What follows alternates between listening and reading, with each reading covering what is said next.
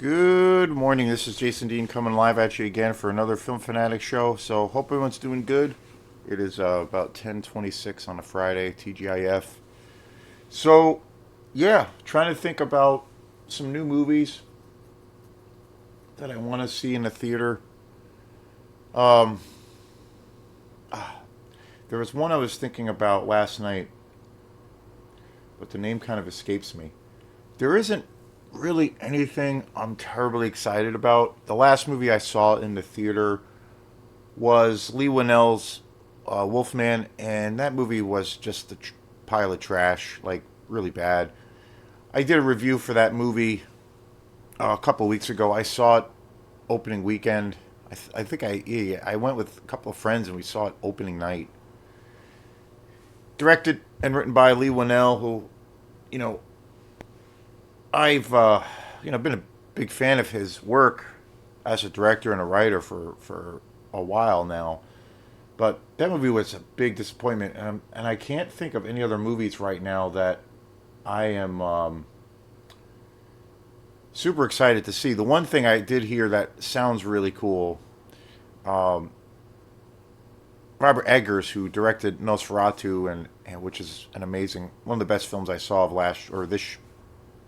last year now 2024 because it came out Christmas. There was news that he's going to direct a werewolf movie. Ironically, after following this piece of trash that came out a few weeks ago. So, and it's supposedly going to be like this period piece, a German. It's going to take place in Germany, and it's so that's exciting. That's supposedly coming out in December next year already, or this year. So, I don't know. We'll see.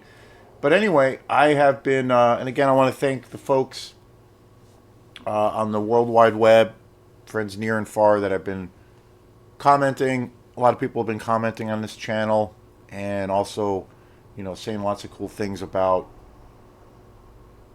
the videos I've been posting about, lately.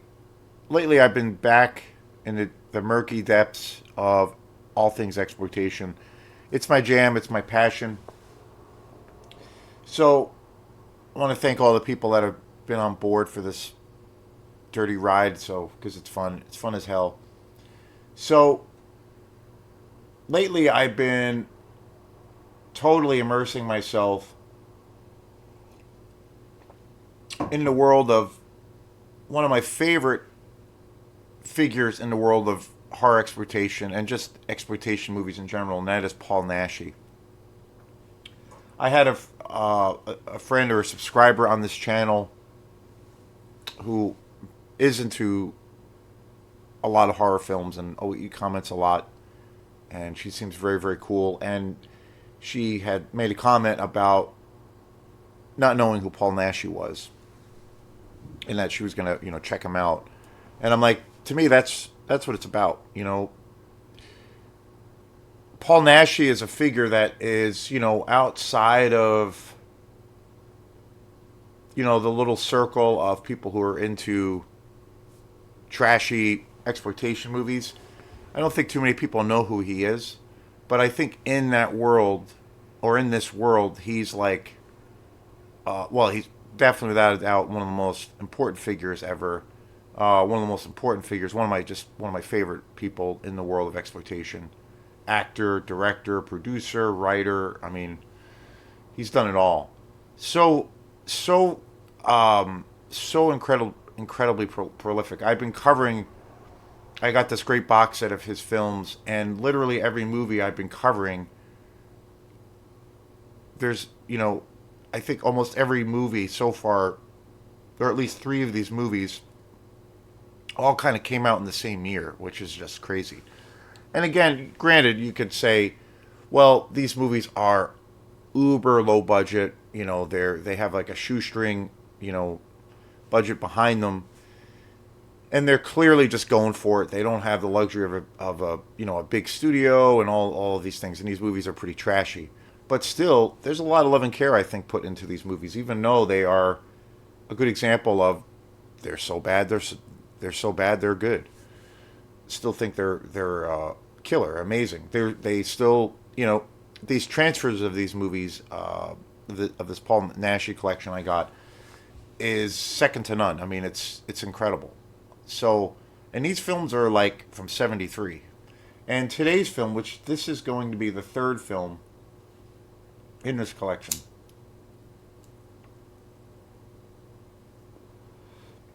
Most of the films so far have been starring obviously Paul Naschy, and he also co-wrote some of these films. This film he did not, and this is again this is part of this box set, which is just so badass. Like it's just amazing.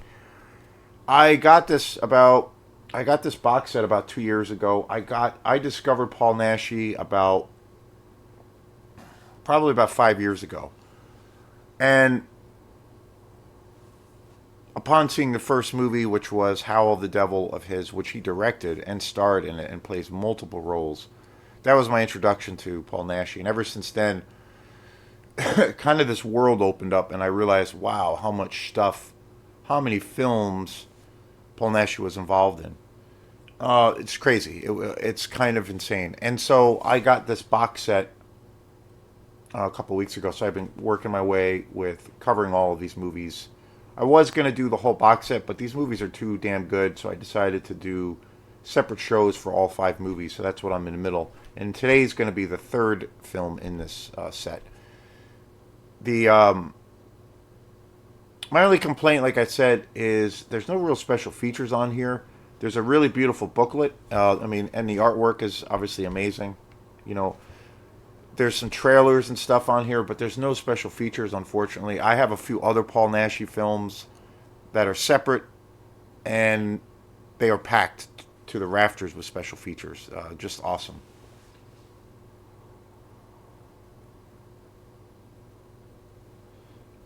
So today's show is going to be on, and again, this is a funny story, I guess, but I bought this box set about 2 weeks ago and watched it all, or at least I thought I did. And then watched a few other movies, and then I'm like, man, I gotta watch this set again because Paul Naschy fucking rules. So I started watching it again, and I've been watching it again this week, and I've been just like loving it. And I've been going through all the movies again, and I got to the third one, and which is today's show, Blue Eyes of a Broken Doll. Blue Eyes of the Broken Doll is the movie I'm going to be talking about today. So I got to this movie, which is the third movie in this selection in this box set, and I realized, shit, I somehow skipped over it when I first watched this set. And I'm like, how did I do that? And I'm like, wait, I haven't even seen this movie. And so it was literally the first time viewing. So when I first got the set, I had never seen, I don't think I had seen any of these movies, maybe one. Horror Rises from the Tomb, I think, is the only film I did see before, which was like years and years ago, probably on cable when I was a kid, or maybe VHS. I definitely had seen, I mean, when I was a little kid, I got obviously exposed to, you know, the, the sleazy world of exploitation, but I didn't put names to films at that time, so I definitely did see Paul Naschy films, I'm sure, but didn't know who he was at that time. So I watched Blue Eyes of the Broken Doll last night, and I had never seen it before, so it was like, oh shit, this is amazing. And the thing I have to say about this film is this movie is such a departure from the rest of the collection. Because essentially these other films in this collection are like, they are very, well, there's all kinds of great schlocky, occult, satanic themes through all of these other films. They are also kind of like monster movies. Paul Naschy's most well known for playing the werewolf, and that was probably what really put him on, on the map. He was obsessed with Lon Chaney Jr. as a kid, and the Universal monsters for that matter. And so he really paid tribute to Lon Chaney Jr. by playing the Wolfman, and he really tried to model it off of the original film in many in probably like 10 different movies where he plays the werewolf, and which they're just amazing. He's got amazing presence. I've also said that Paul Naschy really reminds me of like a young Marlon Brando. Obviously, probably not quite as far as, not on the same level as acting capability, but I think he's a great actor. I think he really is. Even though these movies are trash in a lot of ways, he's really great, and he's got such a great presence. But he really looks a lot like a young Marlon Brando, which is really interesting. He's kind of a fucking stud. It's great. He's got this great presence. But all these other films have this real schlocky kind of a cult monster element, like a vampire element, a werewolf element. This film is very different because it doesn't really have an occult element. It's much more of like a slasher film and much more of kind of a giallo movie. And again, Paul Naschy did all kinds of films. I mean, I believe he's even done westerns also. He's mostly well known for his work in the horror genre, of course, and playing the Wolfman. But he's played all of the Universal monsters. He's played Dracula many times. He's played Frankenstein. But this film, Blue Eyes of the Broken Doll, is really different because it feels like a slasher movie, but then it definitely has a giallo vibe to it. All these movies are Spanish. He was from Spain. And this film has like this vibe for me that it gives out this kind of Jess Franco vibe. Jess Franco, of course, one of my favorite directors who was a Spanish director, as from Spain as well. He was one of the most prolific, probably the most prolific director that I know of. And I own a lot of his films now, and I want to get back to watching some of his movies because I haven't seen any of his stuff in a while. But he was prolific. He made so many great giallo films. He made a lot of horror films as well, westerns. I mean, you name it. But all like in the world of exploitation.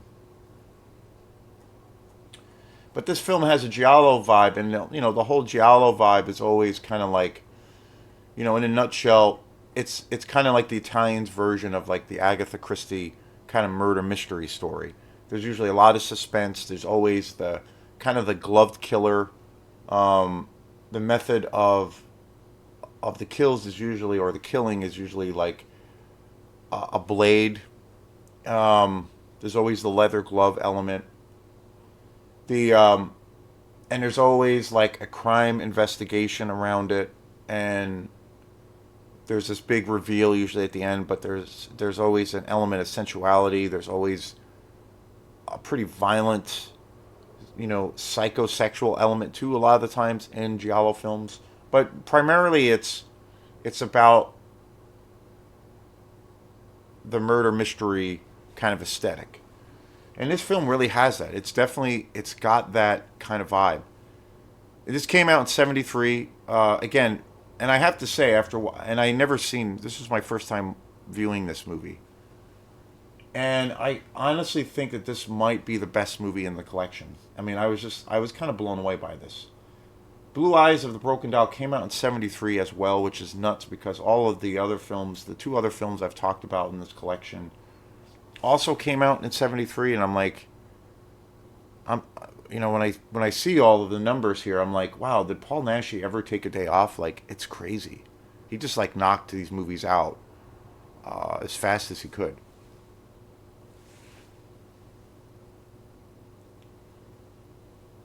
I mean, 3 or 4 movies. Granted, they're low budget, but 3 or 4 movies in 1 year, like that's fucking insane. But I kind of think after my first reaction, this was directed by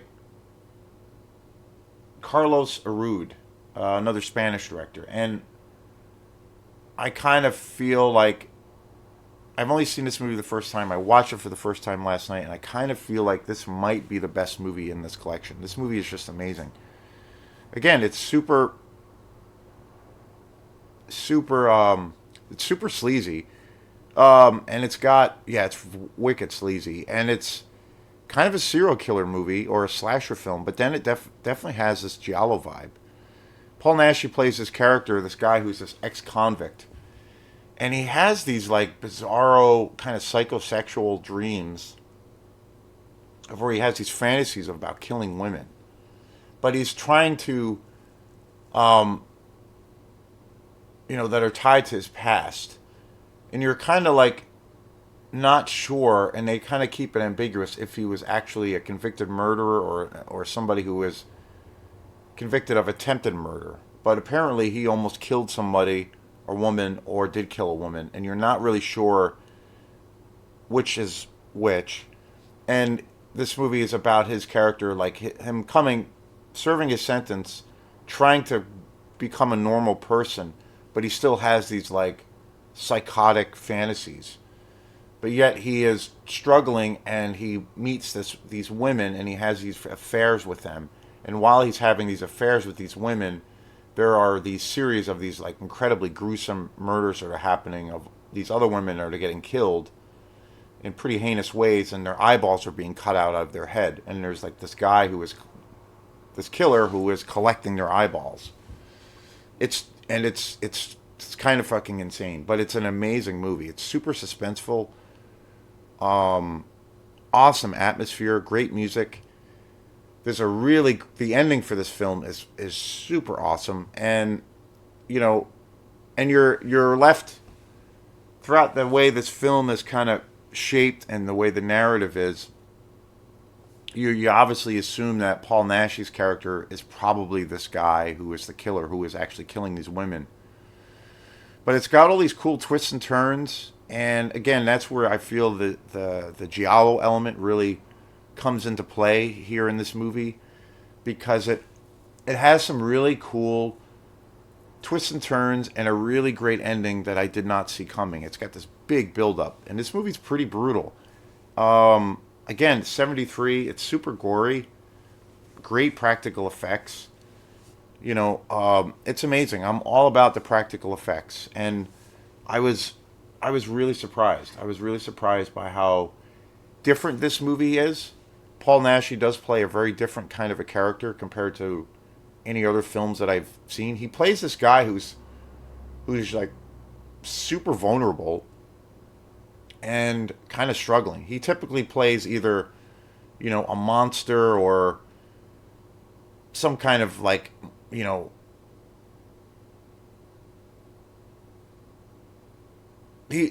typically in a lot of Paul Naschy films, he plays the protagonist, but he plays like kind of this strong kind of alpha male guy who's like kind of badass. But in this movie, he's playing somebody who's like kind of struggling, and he's really vulnerable, and it's like a big departure.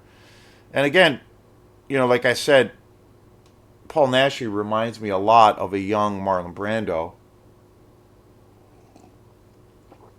more in the physical department. He looks a lot like him, especially like, when Marlon Brando was in On the Waterfront when he was young. He puts out that vibe big time, I think. And obviously he's not. I mean, Marlon Brando is one of the greatest actors ever, maybe the greatest actor ever. With right up there with like James Dean. But so he's obviously not at that level of acting, but he's actually really good. I think he made all these schlocky, cheesy exploitation movies, but he was super talented. So, watching these movies and getting further and further into the world of Paul Naschy, it just gives me even more of kind of a profound respect for him.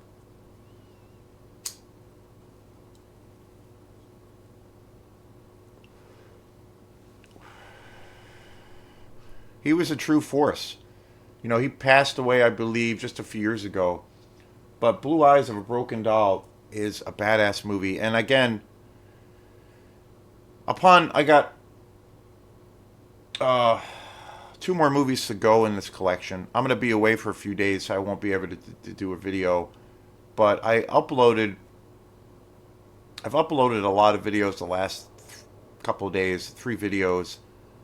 And I'm going to upload this today. So I'm going to be revisiting, and maybe I didn't see these either, but I'm going to finish out this box set when I come back. And maybe that will change, but as of now, this film, Blue Eyes of the Broken Doll, is probably my favorite. I mean, it's really, really good. I think this movie is actually a really good film as maybe sort of like an introduction to Paul Naschy, because it's a little bit slow.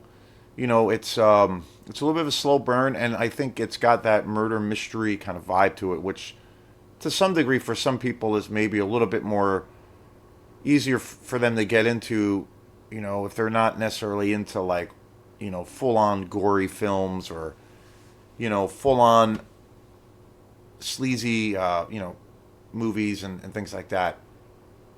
This film definitely has that. It's super sleazy and it's very gory, but it takes its time and it's a little bit slow, which is great. And I think it's at the end of the day, I kind of feel like this definitely is kind of a giallo movie. It's really awesome.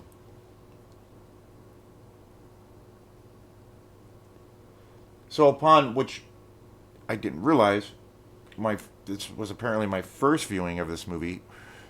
I kind of feel like this is my favorite in this collection, and it's awesome. I can't recommend it enough. And again, the other thing that's just crazy is like this.